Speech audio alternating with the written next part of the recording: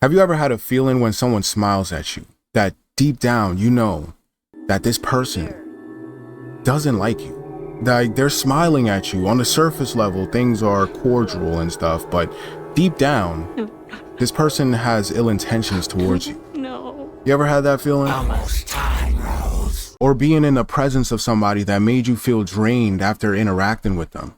See, I have a quote that says, "There's people on this planet that make you feel more alone than if you were to actually be alone." This video is not about paranoia or being schizo on like who to trust and who not to trust. This is a video about spiritual warfare disguised as everyday interactions. I have a way of discernment when it comes to understanding people and where they lie in their consciousness, because you have to meet people where they're at. You know what I mean? Like, I understand now, like, you can't bring a big topic to someone who is of little comprehension. So you have to meet people at their intellect level. The way how I discern or differentiate between the differences is what people talk about. There's only 3 types of conversations that human beings can ever have in their life. The first type of conversation is the low vibrational. I consider this a low vibrational conversation because it's gossiping, talking about other people, what another person got going on in their life, the decisions that they're making, and you're just focusing on them, like celebrity gossip, or what my coworker's doing, what my boss is doing. You're watching someone else's story unfold while your story is also unfolding. It's a scenario of watching someone else drive while you're driving, you know? A person who usually speaks from this topic, they lack self-awareness because they're oftentimes pointing at the faults of other people without taking a look in the mirror and reflecting on themselves. The second type of conversation that people have are events. Things that are going to happen, things that are happening, or things that already happened. These type of conversations would go like, "Oh, did you catch the game last night? Oh, I'm gonna plan a trip to Bali next weekend. Oh, I already went to Bali. It was such a wonderful time." These conversations are like small talk. Hello, we haven't been properly No. really introduced before. I'm Michael, by the way. You Hi. must be Alice. Yeah. Nice to meet you, Alice. You too. Well, Alice, do you want to go over to the park bench? Yeah. Thank you. It's a way of conversing with someone without actually connecting with them. A person who only talks about events is most likely a materialistic person. That's just in my opinion from what my personal experience from people who've always been in that realm of discussion is that they're very materialistic. Their ambitions, their accomplishments, what they deem as accomplishments in life is to attain an event. Let's take marriage, for example, right? There are women out there that want the image of marriage. They want to just walk down. They don't care what type of man they're walking down with. They don't care the future that holds them after the marriage. They just want the image of the marriage. They just want to have the dress up and pull over the thing and do the kiss, because when they do these things, it gives them something to say about their lives, right? Their identity is placed within events. The next type of conversation is the high vibrational conversation.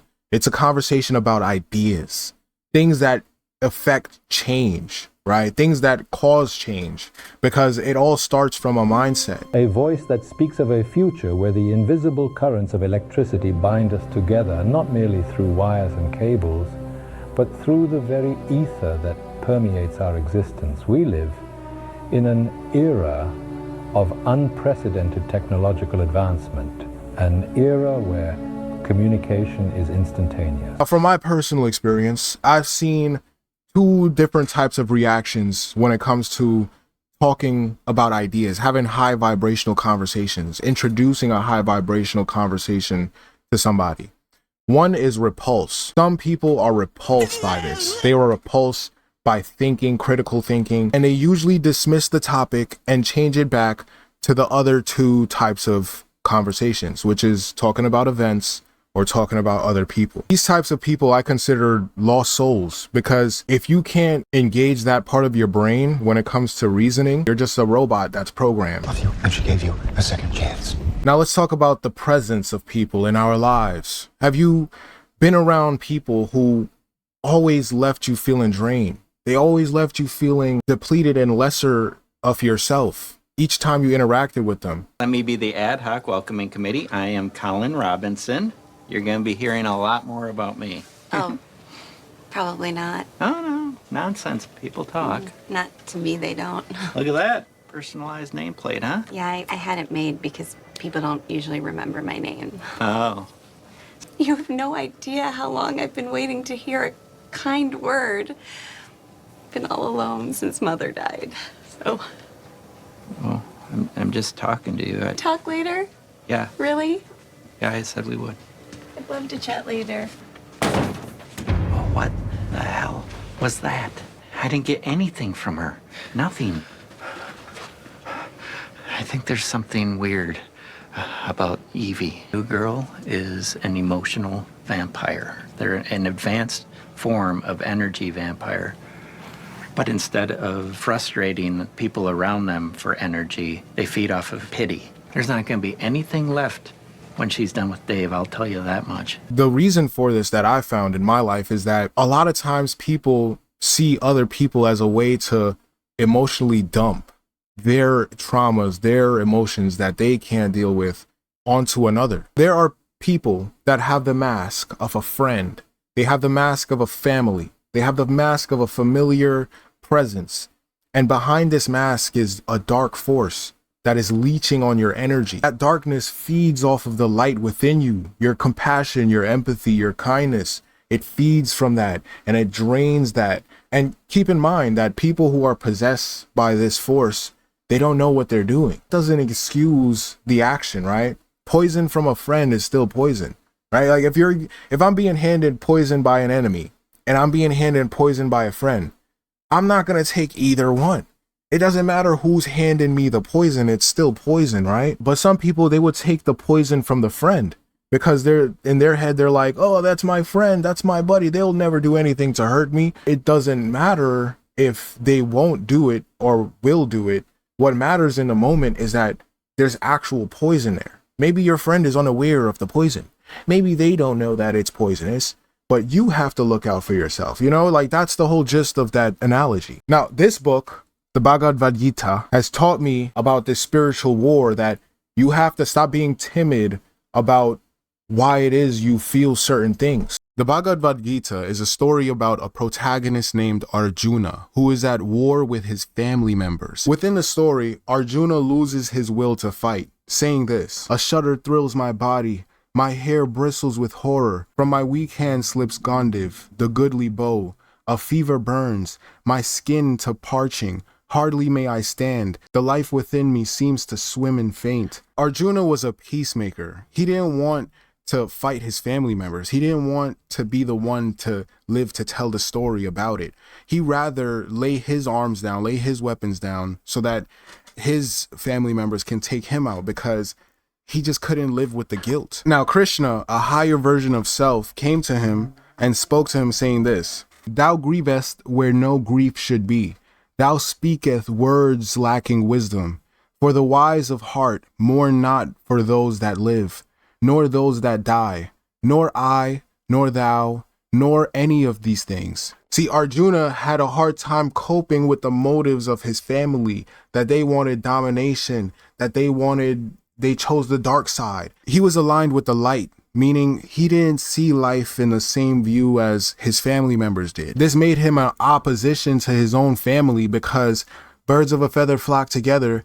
If your mindsets are not aligned, you're not going to roll with each other. You're not going to be with each other. You're not going to flock together. So with their mindset of being with domination and do what we can to overthrow order and law and whatever, that mindset is going to be out of tune with the mindset of order, of having a process to life. When you go into certain environments, when you go around certain people, when you're in certain climates, you feel a certain type of way. That level of discomfort is a warning from your soul. The red flags are going off. The goosebumps are raising, like something's going to happen in this environment that is going to take your energy, because your energy is a currency. And when you have a lot of energy, there are forces that are in this world that want to take that from you. They want to keep you depleted. This is why you have to be more conscious of your digestion. And when I say digestion, it's more than just the stomach. It's more than just the physical digestion.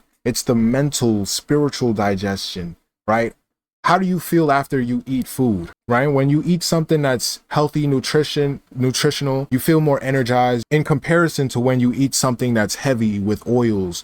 You feel more tired, like, same thing when it comes to interactions in life, right? When you watch things, even this video, like, are you feeling uplifted or are you feeling depleted? Are you feeling whole or are you feeling hollow? The demon Mara, god of illusions in Buddhism, doesn't attack you head on. It doesn't announce itself.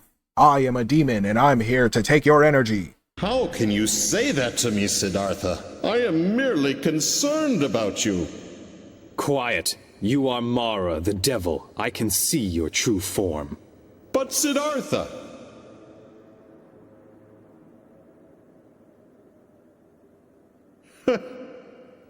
Once again, you have impressed me with your abilities. So, you have discovered my true identity. Well, you should have gone back to the palace while you still had the chance. Prepare yourself! The demon attacks from within, like a Trojan horse. It comes in with pleasantries and all types of things that you accept into your life. And once you've accepted these things into your life, they take hold like weeds. This is why you need to protect your energy, because there are active forces out there that work to drain your energy. And the way how they do it is in subtle ways. It's not, because if it was obvious, then you would obviously reject it. What they do is they twist the truth by telling half truths, right?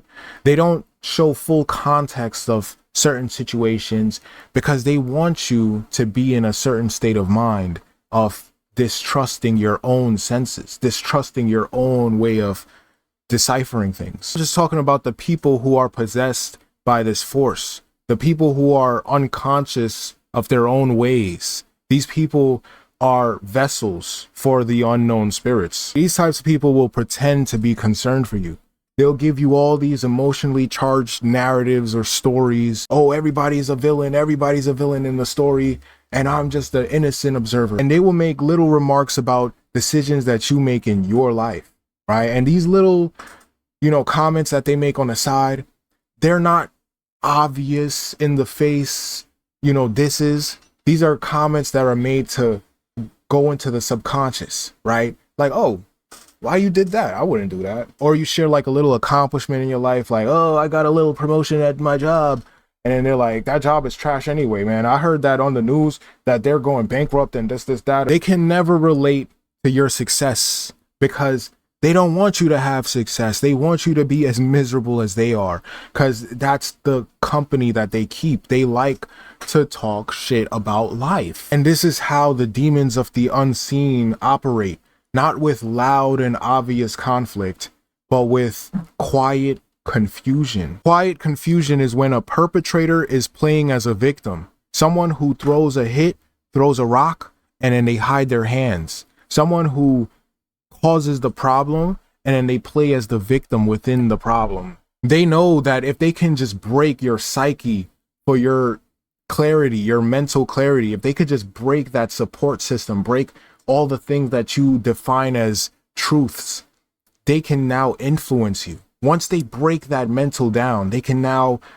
puppeteer you. And you see this with cults all the time, where people who join cults, they oftentimes think that the cult is the only thing that's doing good for them and everybody else is out to get them. Jim Jones and the People's Temple was an example of this, that he used the trust of other people's minds with religion. He gaslighted people. He put them in a state where they couldn't trust their own thoughts. They had to rely on this man to tell them what to think and how to think and who they are, to the point where he convinced them to all drink poison. Almost 1,000 people took off themselves.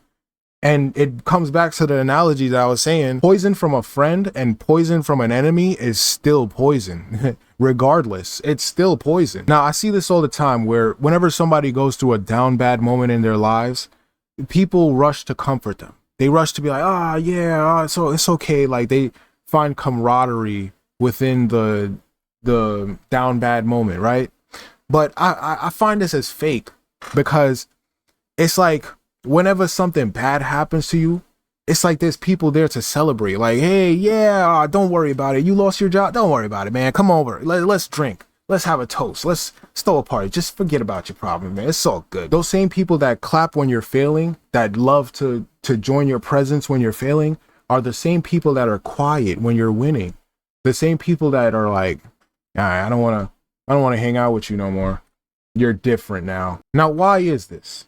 It's because when you start shining true strength, when you start awakening that true lion within you, that true light within you, right? You start threatening the illusion of power that other people have, that they had some sense of control in their environment and they know you and they could always count on you to fail. But now you're disturbing them because you're actually showing signs of strength that you can't be controlled anymore. That strength that you build inside you exposes their weaknesses, exposes their insecurities, because a lot of times people depend on other people depending on them, because in their eyes, when you're standing tall, they feel small. They feel small amongst the person who can stand in their own presence. They don't like that feeling.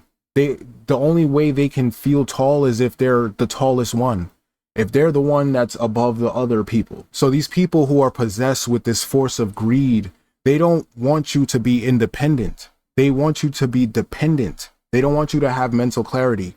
They want you to be confused. And this is the ultimate truth when it comes to this matter, is that they truly don't love you. They don't care about you. They don't care if you live or die. They don't care about you. These types of people, they have no capacity to love another human. They only love the version of you that makes them feel better about themselves. They love the version of you that's weak and pathetic, because they get to boss you around like a submissive little punk. Like, they get to tell you what to do. Go over there, do that for me, do my bidding. And whenever you have dreams or thoughts of your own, like fulfilling your purpose on this planet, they look at you and they mock you. They laugh it off like, yeah, that's just a little phase that you're going through. Yeah, you're gonna come right back to doing what I tell you to do. Now, I want you to understand what I'm saying in this video. We are not dealing with just people here, okay? These are entities. These are spirits. These are spirits that have this mentality, this type of outlook of domination. Like, I want to dominate you. I want to control you. I want you to be my slave. It's a demon that feeds off of insecurity and celebrates failure, and can be embodied within people. The lowest of lowest vibration. Like, just, I'm telling you, I've seen the lowest of low vibrational people, man. And these people, their mindset are completely warped. They celebrate failure. They love when they see people fail. They love seeing that because they get to bask in the glory. They get to feel good about themselves in that moment. Although it sounds like a sad thing that, you know, some people don't celebrate your accomplishments and stuff, you should use that as a tool of discernment. Pay attention to how people react to your failures and your successes. Pay attention to that, because people who are attached or identify with more of your failures are not friends. They're your enemies, disguised as friends. Now, here's one of the biggest red flags that you can tell when someone is being possessed by a demon, is when you set boundaries. You set a boundary, you say, hey, listen, this is my limit. This is how much energy I'm gonna exert right here, and that's it. And this person is a habitual line stepper. They're just crossing the boundaries. They're not respecting your boundaries that you set forth. They're not respecting what you got to say. And what they're communicating in that moment is that they don't respect your autonomy. They don't respect your own free will. They don't respect you. They only care about the access that they have to you, the fact that they can mess with you. This is the spirit of entitlement. This is where people will take your kindness for weakness, right? Someone would ask you for a favor, and that favor turns into a routine, right? Like, you just drop them off to work one day. Now it's every day you gotta do it. Every day they're expecting you to do it. And the minute you say no, the minute you're like, how could you? We always do this. What is wrong with you? You're a bad person. I can't believe it. They start to feel entitled to your time, your attention, your presence, your whole being. That you're some type of toy soldier for them that they could just wind up and just play with. When it comes to protecting my energy, I notice that I get strange faces sometimes. Sometimes people are puzzled by me. They're like, why are you not doing the things that I expect you to be doing? They'll say the cliche lines like, oh, you've changed. Why are you so quiet? I know why they're saying these things, because I'm not giving them access to my energy. And that's the thing about setting boundaries, because you're able to see the unseen influences more apparent, right?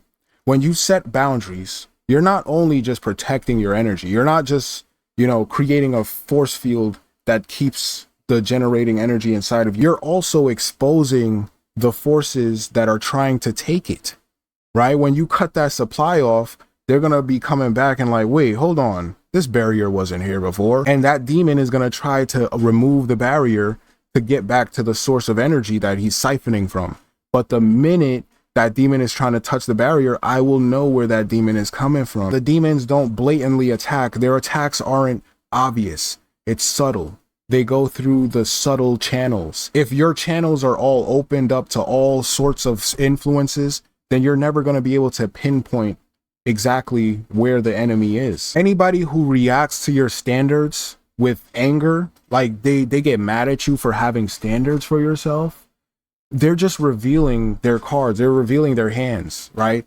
That they're possessed by these forces. Best way to protect your energy is to pull away, walk away from the situation. Don't let it fester into your mind too much, because low vibrational people all say the same things. They all have the same cliche lines, right? Whenever they want to exert control over another person, they'll use guilt, the emotion of guilt or shame, to try to get someone back under their control. They'll tell you all the things that they did for you. They'll be like, oh, after everything I've done, I did this and I did that and I did this. All of that just to throw you into this guilt of shame and make you feel bad, like you're betraying them. But in all actuality, if you were to stay in their presence, you would be betraying yourself. Because there's people who are nice on the outside. They smile, yeah.